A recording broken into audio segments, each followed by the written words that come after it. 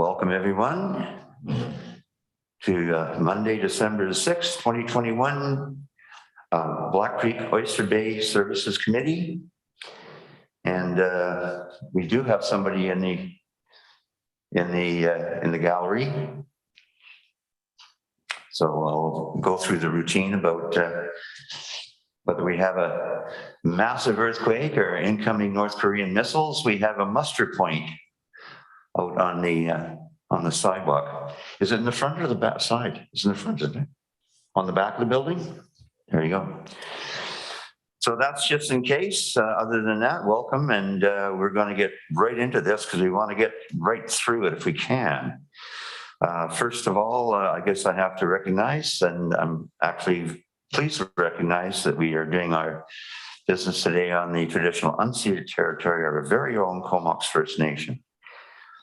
Okay, management report for receipt. If we can have a motion to receive. Move receipt. I'll second it. Any discussion on the management report? Seeing none. Anybody opposed? That carries. Into reports. Inclusion of a property into the Black Creek Oyster Bay Water Local Service Area report from December 2nd for receipt. Move receipt. And I'll second that, and over to CAO for introductions. Thank you very much, Chair and Directors. And Zoe Berkey is here from our Engineering Department to introduce this report and answer any of your questions. Good morning, and thanks everyone. The subject property is located located at Oland Road and Oyster River Way, and is currently not included within the Black Creek Oyster Bay Water Local Service Area, but is fully encompassed by the service area.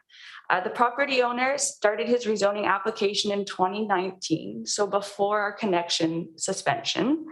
And the regional growth strategy designates the subject property within the Saratoga settlement node.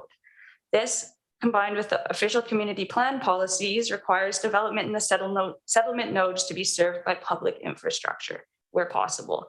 In this case, we think that this property, there's a possible servicing option, and the owner has requested inclusion. That's kind of really the gist of it. Happy to answer any questions that you might have. For the chair to our staff member Zoe, please. How many units are proposed in the rezoning application? Yeah, they're proposing a 4-lot subdivision, so 3 new lots. Yeah, but how many units on each lot? Is it just single family housing, or is that what the zone is, or? My understanding is it's single family dwellings. Okay, thanks. Not multiple dwellings or anything. Just out of curiosity. Yeah, Earl? Can I speak to that? I believe the rezoning application would be. We have to get the applicant's here and he wants to speak to that. So let's him go up and onto the podium if you could and press the little magic button. Is it on all the time? Just pull it through towards you there. So, thanks so much. Hi, the proposed rezoning would be, I believe it would be 1 home plus carriage home would be possible with it. So it'd be a maximum of 2 residences per lot. So eight housing units. Well, that would be the potential maximum. Okay. And Thanks. Mr. Chair, I could just qualify too that the carriage home is a reduced footprint. It's a smaller home. It's not a full-size home.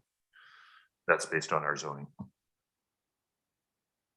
Okay, but they'll still have one hookup per house? Correct. Yeah, okay. Correct. But two families, possibly. Yeah, I can just interject there. Crystal Rose. Thank you, through the chair. Just wanted to point out that under the connection suspension, so the properties would be entitled to a single connection. If any of those properties did want to add a carriage home, it would only be accepted or approved while the connection suspension is in place if it didn't require a new or upsized connection. So that development of a carriage home is somewhat captured there in the same manner that it's captured in the rest of the service area. Thank you. Thanks for the clarity.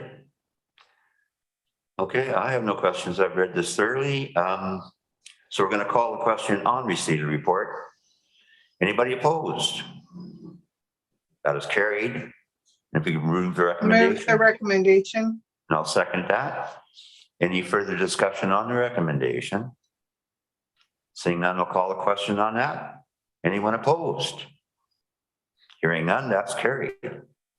Number 2, Comox Valley Regional District Fire Department Operational Guidelines. We have a report here from October 25th for receipt. Move receipt. And seconded, and over to staff again. Thank you very much. And Bruce Green is on the line to present this report and answer any questions. Yes, thank you, Russell. Through the CEO to the chair, back last year, the board approved an updated bylaw package for the fire department. And one of those updates was that we were going to continually maintain and update the operational guidelines to make sure we are meeting the requirements of the government to make our firefighters safe. So all we've done is gone through and changed some wording in a couple of the OGs for clarity. For one of the ones in particular was it said evacuate from a building, and it was talking about firefighters, where evacuation is when we remove residents and withdraw and abandon is for firefighters. We want to just make sure it's clear for firefighter safety. We're updating to general neutral language, as well as the CBRDs brought Union Bay Fire Department under the umbrella of the Comox Valley Regional District. So the CBRD specific operational guidelines, we added Union Bay's logo to it, so to be inclusive with them. And that is about it in a nutshell. Thank you very much, Fire Chief Green. Any questions from Director Lee? Thank you for the report, Chief Green. And as usual, you're way ahead of the crowd in getting these things done. And I think it's an awesome set of guidelines. I support them wholeheartedly. The only questions I had were regarding, it seemed a little fuzzy to me that what the pay scale is in policy guideline on page 78, which is 4.5.5.10. Oyster River Fire. There's fees that are included for training meetings, childcare, extraordinary fire services, which I imagine are like wildfires and things outside the service area, and emergency calls, paid on call. And what's a little fuzzy to me is that, like, I understood that there were about 10 duty officers that get paid $1,000 for travel expenses. And then they get paid a stipend on top of that. I don't quite know. And what I don't quite also know is, how are you going to administer, how will we administer the budgets if we really don't know the cost for the year ahead of time? So it says in the guideline that if you ran out of money, you would just stop paying and you'd divvy what was left amongst the firefighters. But like, I don't know if that's the way to go, if that's fair or not, because if we're going to institute a pay scale, firefighters level 2 at $19 an hour, officers at $22 an hour, then we should know how much we're going to be paying out of the service for those firefighters and officers. And all of our firefighters are level 2, right? So they would all be $19 an hour plus $22 an hour for the for the officer. Okay, so first, the duty officers, I don't know, the $1,000 travel allowance, there should be nothing in there because there is no travel allowance. They get paid $250 a week for being on call for the duty officers.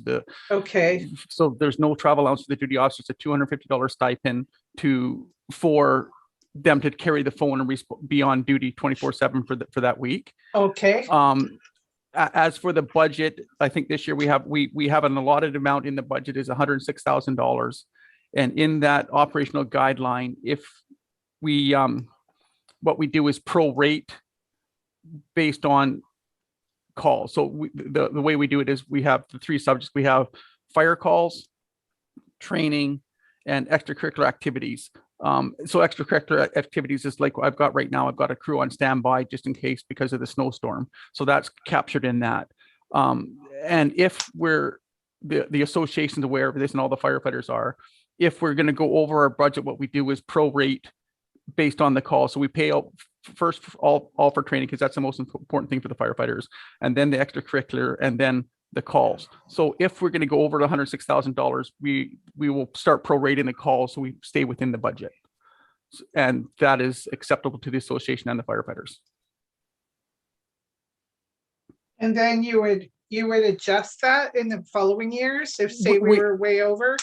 We try our best to adjust it, but keeping in mind the budget and the taxpayers, we try and keep it at around the same. And we are, as we expand and get more firefighters, we are, as you'll see in the 5-year budget plan, we are slowly adjusting that up to hopefully one day we'll get there where we're there. And the hard part for this whole thing is with the budget, we have a budgeted amount, but we cannot predict how many calls we're going to have in a year, right? So we can't predict, and that's why we have the prorated thing in there for that, just to make sure we never go over budget. And then we can start seeing patterns over the years and probably hopefully get to where we need to be in time. But for now, everybody's happy with the prorated way we do it.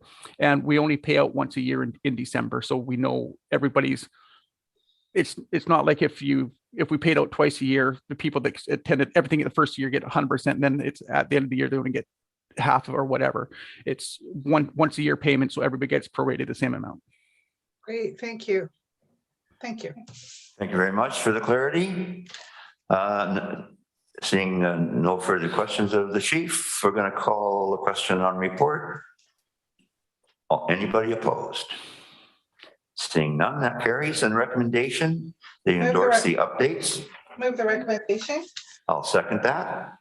So on the recommendation, any opposed? Hearing none, that carries. Number 3, Black Creek Oyster Bay Fire Protection Service Area Amendment. Move receipt of report. Thank you very much. And Bruce Green will present this report as well. I'll second it, of course. Okay, through the CEO, through the chair to the board. This one is up York Road. There's 3 properties that are right beside our fire protection area that are not included in our fire protection area, and the residents up there have asked to come into our fire protection area. From a fire department's perspective, it makes it a lot easier for us to understand like what houses we can and can't fight fires at, because we want to make sure they're all in our area. Because if we go to a house that's beside a house, theoretically we're not allowed to fight that fire. So it just makes it a lot easier for us to manage understanding where we can and can't respond. So we're asking to bring 3 houses. Actually, one is the Fortis gas station plus 2 houses on the end of Deerfield Road into our fire protection boundary. That sounds reasonable. Director Lee, any questions? Yes, I have some questions. So these locations are outside of the water service area. York Road gets water from the SRD down to just beyond Baxendale Road, and then there's no hydrants as far as I know. So how will you fight fires without hydrants? Like, do we have the capability to fight fires with our foam truck and water bladders or whatever? How will that be handled? And also, I was thinking that if we're going to service Deerfield Road, Why wouldn't we look at the small side roads off of York? There's only a few of them, Chanterelle and Woodhouse off of York Road, where there's only a few houses. And why wouldn't that whole York area be covered from top to bottom, and the few roads off to the side, Chanterelle, Woodhouse, and Deerfield? So, We'll let the chief answer that. okay, Deerfield Road is included in our fire protection area at this point in time. It's just the two houses that are in question are at the very end, and they've, I guess, bought probably property off of Mosaic or Timber West and have made a house. So they are coming in after the fact. We already do cover all of Chanterelle except for one property. All of Woodhouse is in our fire protection area. The one property on Chanterelle that isn't in, when we went through this process, we went to their door twice and asked them if they wanted to be included in the fire protection area, as is two other houses at 3751 York Road. And there's two other houses. We've asked them if they want to be included in the fire protection area during this process, and they have chosen not to come on board. So they are aware that they're out of the fire protection area. We've asked them if they want to come in, and they have, to this time, not submitted a letter asking to come in. Okay, so great. That answers my questions. Thank you. Very well. So Move the recommendation, or have we we'll voted on? just vote on receipt first. On receipt, then, anyone opposed? Seeing and hearing none, that carries. And now the recommendation, please. Move the recommendation. And I'll second that. Any further discussion on the recommendation? Seeing none, call the question. Anyone opposed? That carries. Thank you very much. Okay, number 4, Black Creek Oyster Bay Fire Protection Service Area Bylaw Updates. A report for receipt. Move receipt of report. I'll second it. And over to Bruce Green again. Bruce Green again. Thank you, Chair. Yeah. Okay, through the CEO, through the chair to the board. As the board is aware, Oyster River Fire Department is working with the CBRD, and we're working with Mount Washington and Merver fire protection areas to provide fire service to those communities. At this point in time, they do not have a fire administration bylaw or fire lighting regulations bylaw. And what we're asking is that we're able to create one fire administration bylaw and one fire regulations bylaw that encompasses all 3 fire protection areas for our officers and all the officers. So everything is the same in every area that we're covering. We don't want to have a separate bylaw for Merville, separate one for Mount Washington, separate one for Oyster River, because then we could get ourselves confused and maybe not doing the applicable one. So we're looking to do one bylaw that encompasses all 3 fire protection areas.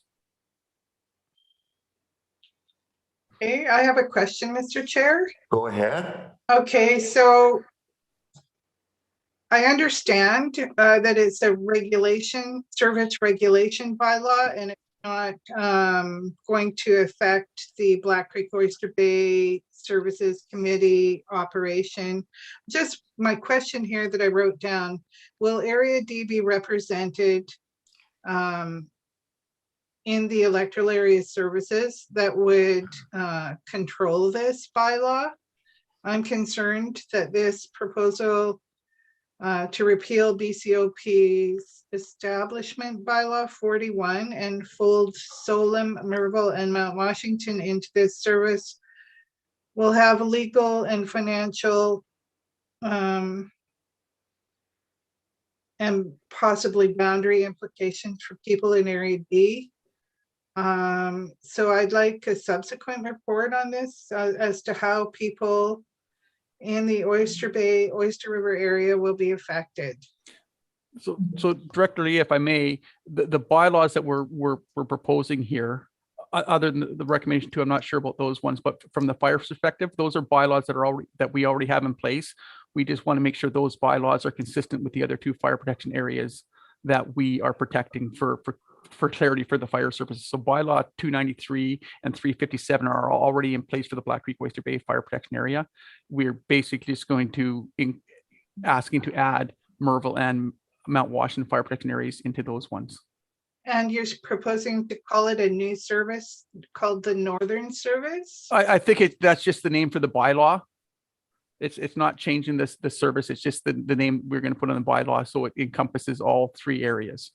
So this might be a question, a subsequent question through the chair to our legislative services or our CAO. What does repealing bylaw 41 entail? What does that mean? What is bylaw 41 exactly? Okay. And what does Area D lose by repealing bylaw 41? CEO is standing by. Thank you very much, Chair and Director, for the question. And Jake Martins, our General Manager of Corporate Services, is here to provide you an answer with that question. Thank you, Russell, through the chair. Further to Chief Green's explanation, bylaw 41 is just the regulation bylaw specific to the Black Creek Oyster Bay Fire Service. So it's not the fire service establishment bylaw. Merville, sorry, the Merville one. So as Chief Green's described, this would essentially amalgamate or bring together those administrative bylaws. It does not in any way repeal the service or rename the service area. Governance of that service would still remain with the Black Creek Oyster Bay Services Committee, and any changes to the administration or regulation bylaws would also come to this committee for consideration as well. That should bring some comfort, Director Lee. Okay, so it's simply dealing with the regulations on fire permits and what else was it? Sorry, I got like 1 hour of sleep last night, so I'm not too sharp this morning. So Director Lee, if I may, bylaw 357 is the one where we regulate fire. So that gives us authority to put on burn bans, prevent people from burning noxious material, and doing anything illegal. And bylaw 293 is the one that gives us the authority to enter into property to fight fires and be firefighters and protect us at that time. Okay. So through the chair to the CAO, so if an item comes up through this new Northern Service that's going to the Electoral Area Committee of the Comox Valley Regional District, if it affects Oyster Bay or Oyster River, would Area D be invited to vote on those issues at the Electoral Area Committee only?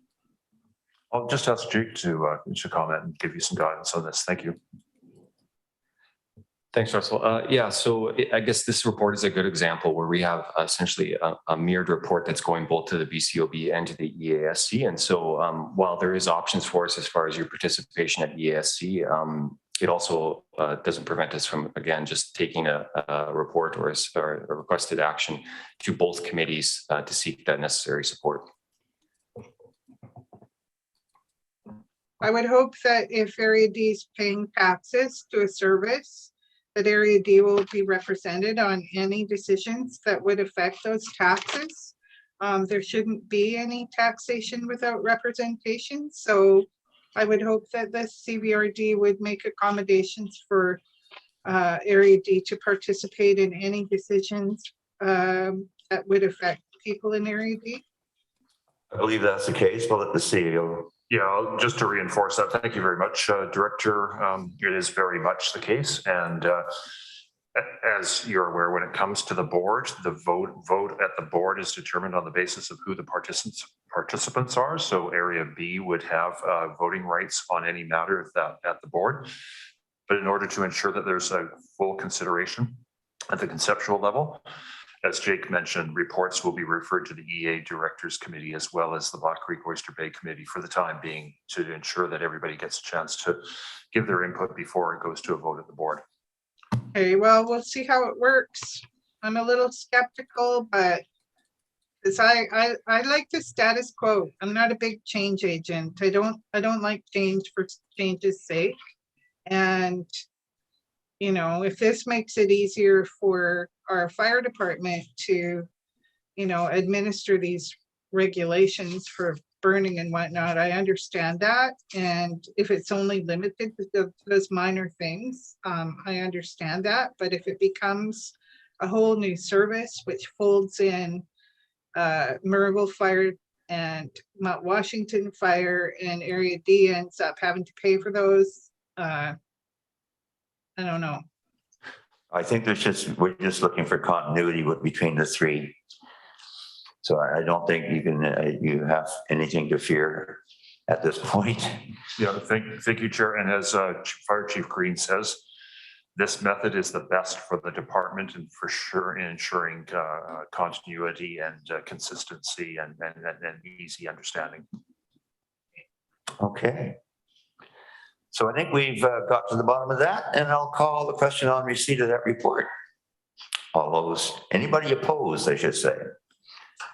Hearing none, we have recommendation 1. I'll move it. Okay, I'll second it. Okay. And call a question on that one. Any opposed? That carries. And recommendation 2.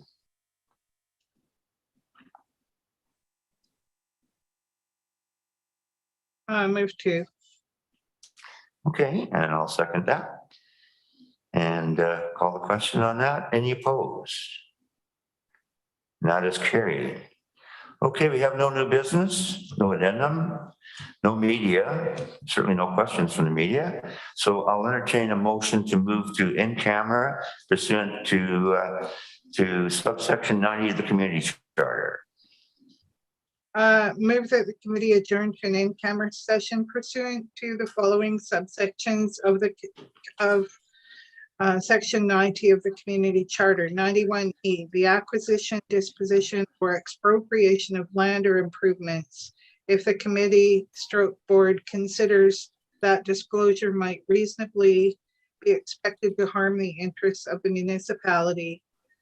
And 91K, negotiations and related discussions respecting the proposed provision of a regional district service that are preliminary stages, and that in the view of the committee board could reasonably be expected to harm the interests of the regional district if they were held in public.